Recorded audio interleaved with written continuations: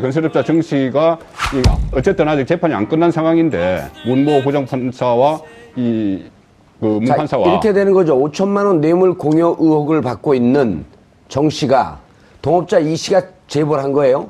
조현호 경찰청장에 돈을 줬다. 그런데 이제 검찰이 수사를 하고 있는데 수사를 하는 과정 속에서 두 번씩이나 영장이 기각이 되죠. 정 씨에 대해서. 네. 그 기각한 사람은 문모 아니죠. 영장은 영장 실질 심사를 하는 판사가 있기 때문에. 저분이 기각한 게 아니에요. 그거 아닌데 다만 문모 판사도 현재 향판 판사니까 어떤 영향력을 행사하지 않았겠느냐 그런 의혹이 있는 것인데 어쨌든 더 큰 문제는 이것도 큰 문제지만은 이것을 검찰에서 대법원의 법원행정처 통보를 했죠. 통보를 했는데 검찰에서 이런 일이 있다. 통보를 했는데 법원행정처 차원에서 이것을 묵살한 겁니다. 묵살을 하니까는 어떤 징계도 받지 않고 다만 부산 법원의 부장판사에게 구두 경고 정도만 받고 이 사람이 1월 달에 그만뒀어요. 문 판사가. 작년 1월에요? 올해 1월에. 올해 1월에? 1월에 그만두면서 인사에 있을 때 그만두면서 변호사 개업을 했거든요. 근데 만약에 법원 행정처에서 이것을 징계를 내렸으면은 변호사 개업도 어려워지는 것이고 또는 예를 들어서 징계가 어떻게 내려질지 모르겠지만은 그 이후에 파면이라든지 해임이라든지 여러 가지 있지 않습니까? 해임, 면직 여러 가지 있는데 그것을 이제 피해갔다는 것이죠. 피해갔으니까 이것이 다시 또 그러면 양승태 대법원장은 몰랐느냐? 만약에 양승태 대법원장이 몰랐으면 조직 관리가 안 된 것이고 알았다면 더 큰 문제다. 이런 문제가 하면서 어쨌든 지금 전체적인 법원 개혁, 검찰 개혁을 넘어서 법원 개혁까지 논의가 번지고 있는 거죠. 임종원 차장은 최근에 법원 내부의 평판사들의 문제 제기, 무슨 인권법 학회인가요? 연구회인가 그 문제 관련해서 책임을 지고 옷 벗겠다는 옷을 벗은 분이에요. 네, 그렇죠. 이분도 임종원 차장 이분도 대법관 거의 영순위에 올랐던 분 아닌가요? 그러니까 왜냐하면 행정처장이기 때문에 원래 법원행정처라는 게 쉽게 말하면 법원행정처는 판단을 하는 판사들이 같이 있긴 하지만 거기서 판결을 하는 곳은 아니에요. 그러니까 말 그대로 인사 문제나 이런 징계 문제나 이런 것들을 전체적으로 이제 관리를 하는 곳이라고 생각하시면 되는데 과거에는 이제 법원행정처가 굉장히 중요한 역할을 많이 했습니다. 영장 실질심사 제도 같은 것도 도입을 하고요. 어찌 보면 법원의 개혁의 최전선에 섰던 도시예요. 그리고 이게 대법원장 직속입니다. 그런데 어느 순간이 지나면서 인사를 여기서 모든 거를 책임을 지는 상황이 되다 보니까 최근에 이제 평판사들이 문제제기를 하는 게 우리가 판단을 하고 싶어도 위에서 압력이 들어오면 그쪽으로 갈 수밖에 없다. 왜냐하면 인사권을 주고 있기 때문에. 그래서 지금 이 법원의 개혁의 얘기가 지금 화두로 떠오르고 있는 상황에 법원의 개혁의 첫 번째가 법원행정처 개혁이거든요. 그 얘기가 나오고 있는 와중에 지금 이 사건이 딱 터지니까 이제 검찰 개혁에 이어서 법원, 사법부에 대한 개혁이 다시 이제 탄력을 받을 수 있다 이런 상황이 돼가고 있는 겁니다. 그 법원 개혁의 얘기가 나오는데 우연히 이 사건이 나온 거가 아니고 법원 개혁의 필요성이 있을 때 지금 뇌관으로 누가 툭 던진 것 아닐까요? 미리 갖고 있었던 카드를. 그거는 이제 음모론이니까 저는 이제 그런 부분을 얘기하는 건 적절하진 않은 것 같은데. 음모론이 아니라 이게 시기 적정성 논란인데요. 그럼 적절한 거죠. 시기는 적절한 건데 이게 제일 큰 문제가 뭐냐면요. 이게 사실 조현호 청장을 수사하다가 검찰에서 이상하다. 근데 문 판사도 룸사롱도 많이 갔고 어디 가서 골프도 많이 쳤네. 근데 문제는 조현호 청장은 뇌물죄로 묶을 수 있는 게 딱 떨어진 게 있는데 이 당시는 김영란법이 없는 때잖아요. 그러니까 뭔가 이상은 한데 기소하기 좀 뭐해.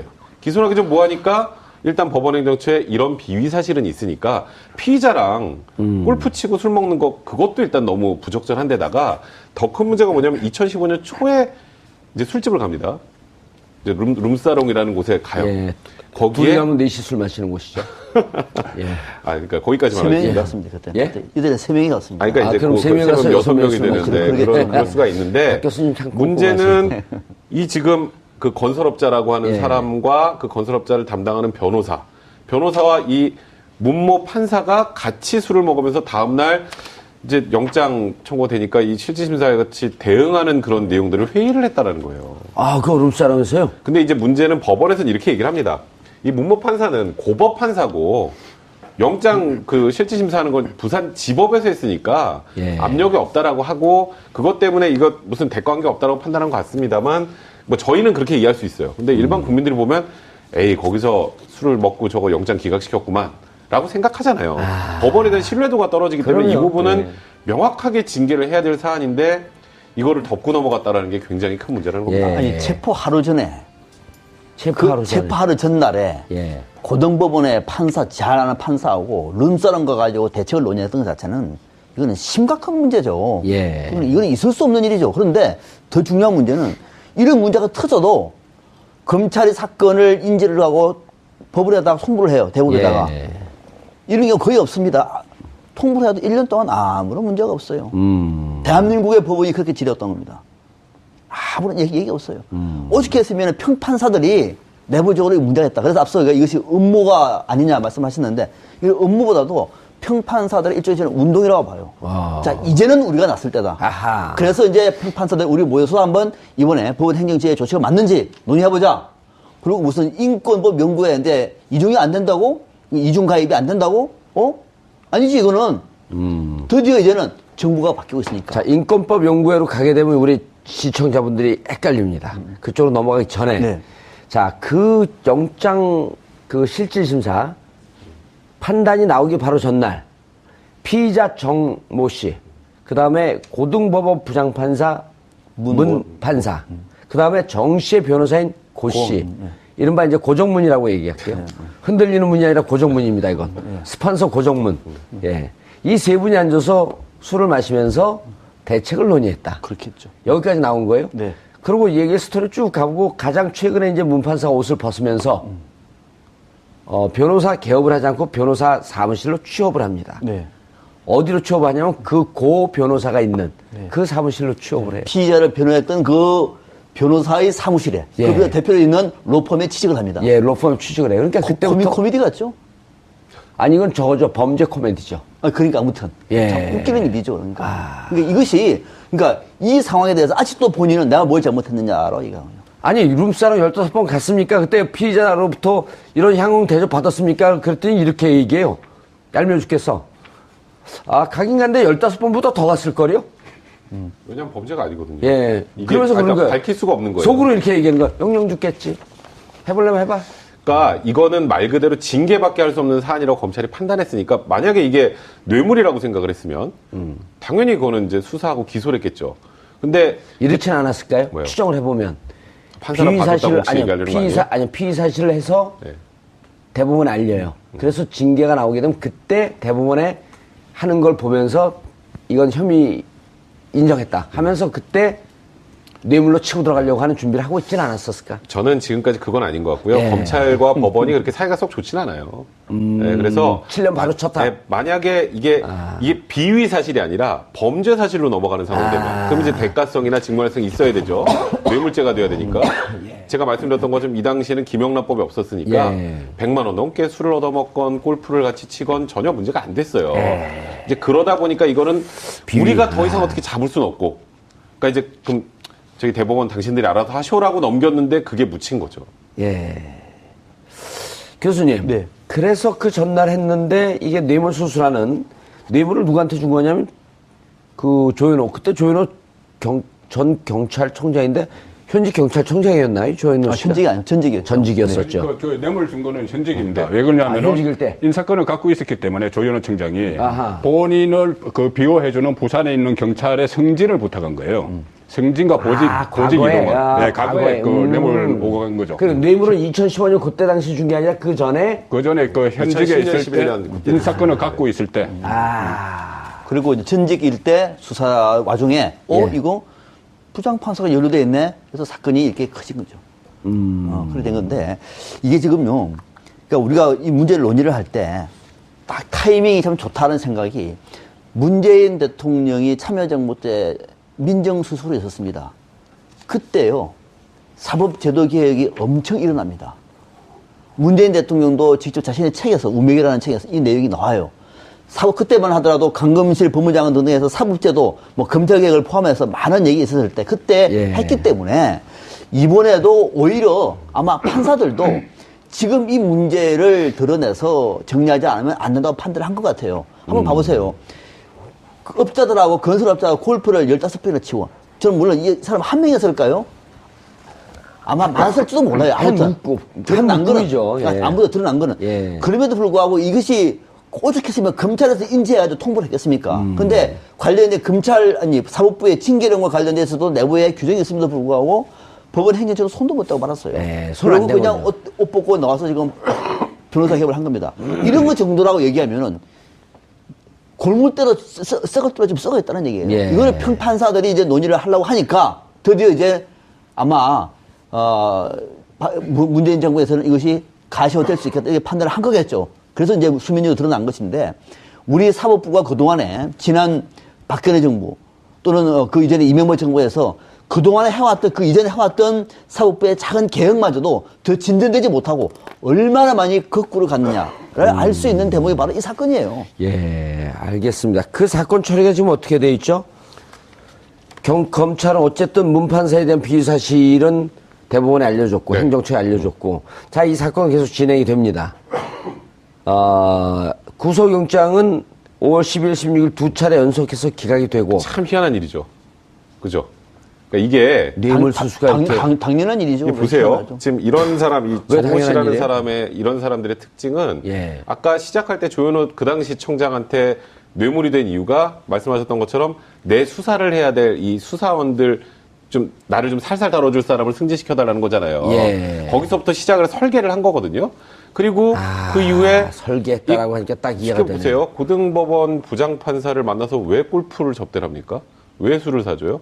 자기는 지금 뭔가 부리는 게 많은 상황이거든요. 내 사건 담당하거나 내 사건에 뭔가 압력을 행사해줄 사람이니까 골프를 치고 줄을 대고 미리 자락을 깔아놓는 세상에 거죠. 공짜가 어디 있어요? 공짜가 제일 비싸요. 세상에 공짜가 없어 생긴 게 김영란법이잖아요.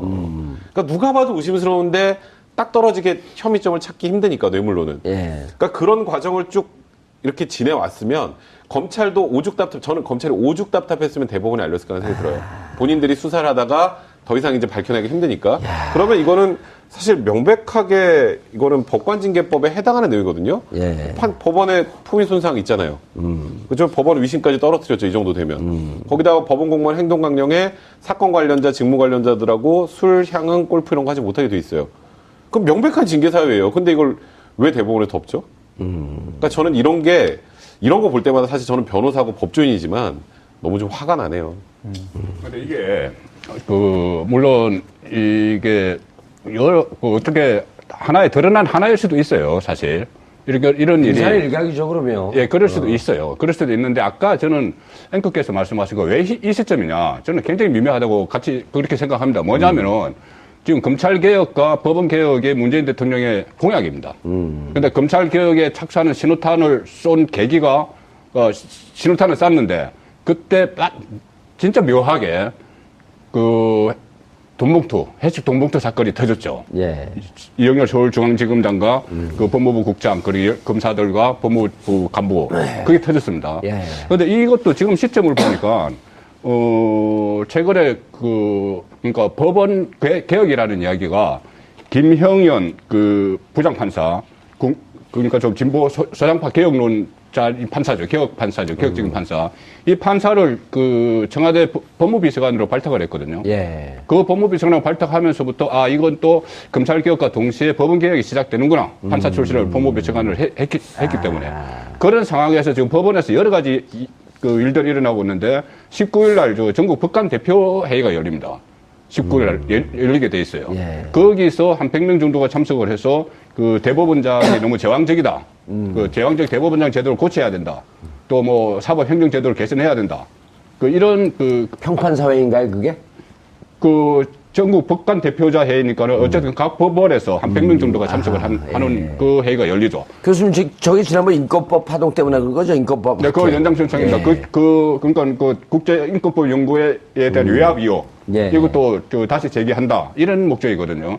이런 전국 법관 대표 회의가 열리기 전에 또 이것이 불거졌다는 것이 좀 시의적으로는 좀 함축하는 바도 있지 않나 생각은 해요. 국제인권법 연구회라고 하는 거는 법원 안에서 비교적 좀 진보적인 인사들이 서로 지식과 법원의 개혁의 방향을 놓고 논의하는 그런 모임이 더 많았어요. 그러니까 여기에 있는 사람들은 이른바 블랙리스트가 돼버린 거죠.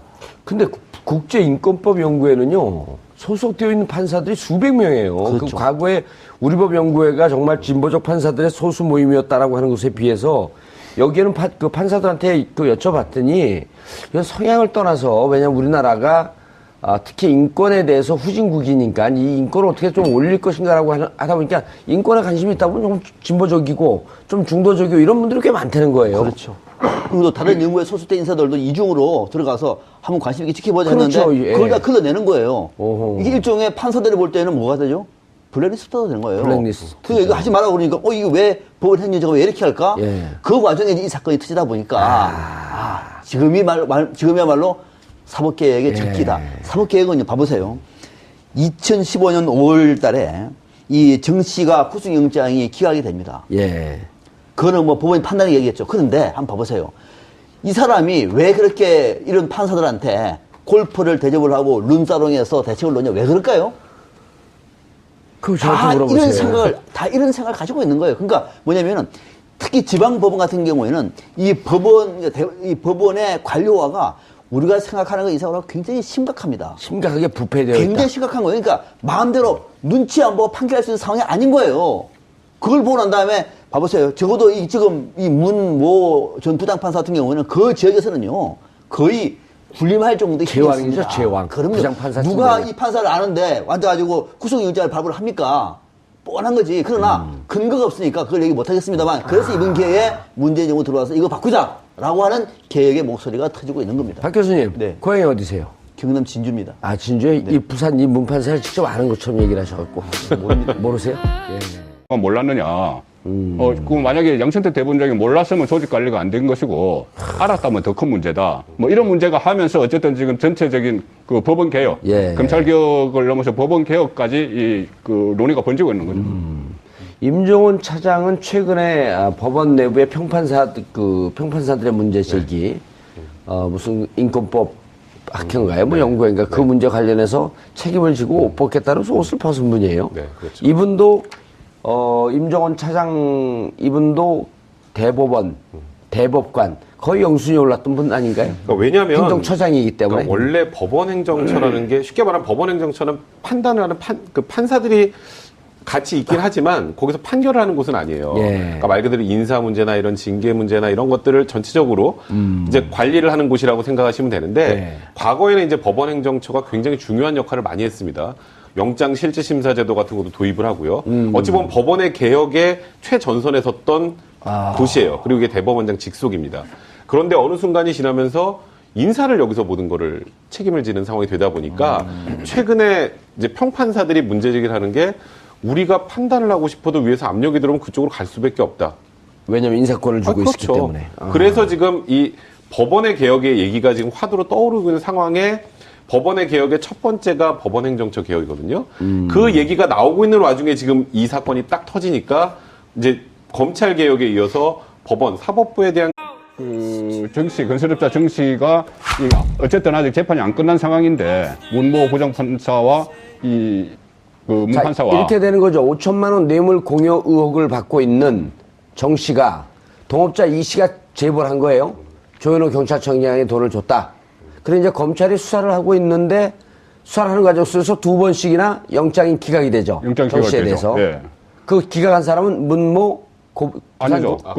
영장은 영장 실질 심사를 하는 판사가 있기 그거 때문에. 저분이 기각한 게 네, 아니네요. 그거 아닌데 다만 예. 그 문모 판사도 현지 향판 판사니까 예. 어떤 뭐 영향력을 행사하지 않았겠느냐 뭐 그런 의혹이 있는 예. 것인데 어쨌든 더 큰 문제는 이것도 큰 문제지만은 예. 이것을 검찰에서 그 대법원의 법원 행정처 통보를 했죠. 예. 통보를 했는데 검찰에서. 예, 검찰에서 검찰에서. 이런 예. 일이 있다. 통보를 했는데 법원 행정처 차원에서 이것을 묵살한 겁니다. 묵살을 하니까는 어떤 징계도 받지 않고 다만 그 부산 법원의 부장판사에게 구두 경고 정도만 받고 이 사람이 1월 달에 그만뒀어요. 문판사가. 작년 1월에요? 올해 1월에. 올해 1월이요? 1월에 그만두면서 인사에 있을 때 그만두면서 변호사 개업을 했거든요. 예. 그런데 만약에 그 법원 행정처에서 이것을 징계를 내렸으면은 변호사 개업도 어려워지는 어렵죠. 것이고 또는 그 예를 들어서 뭐 징계가 어떻게 내려질지 모르겠지만은 그 이후에 뭐 파면이라든지 뭐 해임이라든지 여러 가지 있지 않습니까? 해임, 면직 뭐 이런 면직 여러 가지 다양한 있는데 있죠. 그것을 이제 피해갔다는 것이죠. 피해가 갔으니까 이것이 다시 또 그러면 양승태 대법원장 개혁이 다시 이제 탄력을 받을 수 있다 이런 상황이 돼가고 있는 겁니다. 그 법원 개혁의 얘기가 나오는데 우연히 이 사건이 나온 거가 아니고 법원 개혁의 필요성이 있을 때 지금 뇌관으로 누가 툭 던진 것 아닐까? 미리 갖고 있었던 카드를. 뭐 그거는 이제 음모론이니까 저는 예. 이제 그런 부분을 얘기하는 건 적절하진 않은 것 같은데 음모론이 아니라 이게 시기 적정성 논란인데요. 그럼 적절한 거죠. 시기는 적절한 건데 이게 제일 큰 문제가 뭐냐면요. 이게 사실 조현호 청장을 수사하다가 검찰에서 이상하다. 근데 문 판사도 저기 룸사롱도 많이 갔고 저기 어디 가서 골프도 많이 쳤네. 근데 문제는 조현호 청장은 뇌물죄로 묶을 수 있는 게 딱 떨어진 게 있는데 이 당시는 김영란법이 없는 때잖아요. 예. 그러니까 뭔가 이상은 한데 기소하기 좀 뭐해. 기소하기 좀 뭐하니까 일단 법원행정처에 이런 비위 사실은 있으니까 피의자랑 골프 치고 술 먹는 거 그것도 일단 너무 부적절한데다가 더 큰 문제가 뭐냐면 2015년 초에 이제 술집을 갑니다. 이제 룸사롱이라는 곳에 가요. 예. 둘이 거기에 가면 4시 술 마시는 곳이죠. 예. 그러니까 거기까지만 3명이 하겠습니다. 갔습니다, 그때. 예? 이들에 3명이 갔습니다. 그러니까 이제 그럼 그 세 명이 가서 6명이 술 되는데 먹고 그럴 수가 있는데 박 교수님 참 문제는 이 지금 그 건설업자라고 하는 예. 사람과 그 건설업자를 담당하는 변호사와 이 문모 판사가 같이 술을 먹으면서 다음날 이제 영장 청구되니까 이 실질심사에 같이 대응하는 그런 내용들을 회의를 했다라는 거예요. 그 룸사롱에서요? 근데 이제 문제는 법원에서는 이렇게 얘기를 합니다. 이 문모 판사는 고법 판사고 영장 그 실질심사하는 건 부산 지법에서 했으니까 예. 압력이 없다라고 하고 그것 때문에 이거 무슨 대가관계 없다라고 판단한 것 같습니다만 뭐 저희는 그렇게 이해할 수 있어요. 근데 일반 국민들이 보면 에이 거기서 술을 먹고 저거 영장 기각시켰구만 라고 생각하잖아요. 법원에 대한 신뢰도가 떨어지기 때문에 이 그럼요. 부분은 예. 명확하게 징계를 해야 될 사안인데 이거를 덮고 넘어갔다라는 게 굉장히 큰 문제라는 겁니다. 예. 아니, 체포 하루 전에, 체포하루 전에. 체포 하루 전날에 예. 고등법원의 잘 아는 판사하고 룸사롱 가가지고 대책을 논의했던 것 자체는 이거는 심각한 문제죠. 예. 이거는 있을 수 없는 일이죠. 그런데 더 중요한 문제는 이런 문제가 터져도 검찰이 사건을 인지를 하고 법원에다가 송부를 해요. 대법원에다가. 예. 이런 경우 거의 없습니다. 통보를 해도 1년 동안 아무런 문제가 없어요. 대한민국의 법원이 그렇게 지렸던 겁니다. 아무런 얘기 없어요. 오죽 했으면 평판사들이 내부적으로 문제가 있다. 그래서 앞서 이것이 음모가 아니냐 말씀하셨는데 이 음모보다도 평판사들의 일종의 저는 운동이라고 봐요. 와. 자, 이제는 우리가 났을 때다. 아하. 그래서 이제 평판사들 우리 모여서 한번 이번에 법원 행정지의 조치가 맞는지 논의해보자. 그리고 무슨 인권법 연구회 했는데 이중이 안 된다고? 이중 가입이 안 된다고? 아니지, 이거는. 드디어 이제는 정부가 바뀌고 있으니까. 자, 인권법 연구회로 가게 되면 우리 시청자분들이 헷갈립니다. 그쪽으로 넘어가기 전에. 네. 자, 그 영장 그 실질심사 판단이 나오기 바로 전날 피의자 정모 씨, 그 다음에 고등법원 부장판사 문 판사, 그 다음에 정 씨의 변호사인 고 씨. 이른바 이제 고정문이라고 얘기할게요. 흔들리는 문이 아니라 고정문입니다, 이건. 스판서 고정문. 예. 이 세 분이 앉아서 술을 마시면서 대책을 논의했다. 그렇겠죠. 여기까지 나온 거예요. 네. 그리고 이 얘기 스토리 쭉 가보고 가장 최근에 이제 문 판사가 옷을 벗으면서 변호사 개업을 하지 않고 변호사 사무실로 취업을 합니다. 네. 어디로 취업하냐면 그 고 변호사가 있는 그 사무실로 취업을 해요. 피의자를 변호했던 그 변호사의 사무실에 예. 그 대표로 있는 로펌에 취직을 합니다. 예, 로펌 취직을 해요. 그러니까 그때부터 코미디 같죠? 아니 이건 저거죠. 범죄 코미디죠. 그러니까 아무튼 예. 참 웃기는 일이죠. 그러니까 이것이 그러니까 이 상황에 대해서 아직도 본인은 내가 뭘 잘못했느냐로 이거. 아니 룸사롱 15번 갔습니까? 그때 피의자로부터 이런 향응 대접 받았습니까? 그랬더니 이렇게 얘기해요. 얄미워 죽겠어. 가긴 간데 15번보다 더 갔을 거요. 왜냐면 범죄가 아니거든요. 예. 이게 그러면서 그런 거예요. 밝힐 수가 없는 거예요. 속으로 이렇게 얘기하는 거야. 영영 죽겠지. 해보려면 해봐. 그러니까 이거는 말 그대로 징계밖에 할 수 없는 사안이라고 검찰이 판단했으니까 만약에 이게 뇌물이라고 생각을 했으면 당연히 그거는 이제 수사하고 기소를 했겠죠. 근데 이렇지는 않았을까요? 뭐요? 추정을 해보면 판사가 받았다고 혹시 얘기하려는 거 아니에요? 피의 사실을 해서 네. 대법원에 알려요. 그래서 징계가 나오게 되면 그때 대법원에 하는 걸 보면서